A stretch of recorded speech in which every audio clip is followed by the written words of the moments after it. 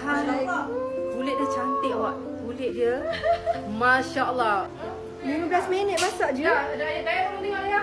Masak sambal batuk-batuk maksudnya tak biasalah dengan dapur. Oh, betul.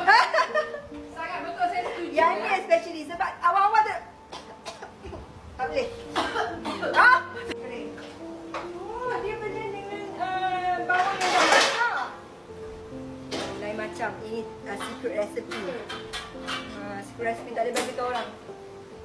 Kantor yang nanti tahu cara masakan yang best. Tak, ini masakan ni masak cili yang sedap dan senang aja. Daripada Dr. Fee. Dia kata masak lah doktor, tak payah simpan banyak. Kau blend. Tapi bono-bono ni boleh ke? Boleh. Tak boleh betul tidak. Jadi kau tengok ni doktor. Tak boleh tutup weh.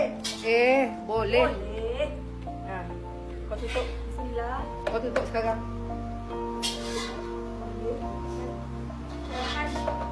Ni kau tak masuk. Aduh. Kau tekan. Sandi Bona. Senang aja. Ni pakai ni untuk jangan kita kusuk pecah-pecah. Dia nak kasar-kasar. Bagi.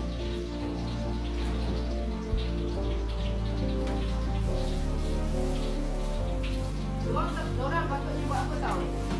Semua memang ada description. Penuh.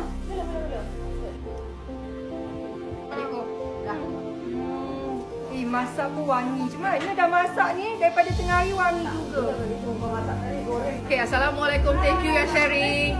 Jangan lupa doakan semua. Doakan kita semua umat Nabi Muhammad SAW. Semoga kita belajar dan kesilapan kita, betulkan kesilapan kita.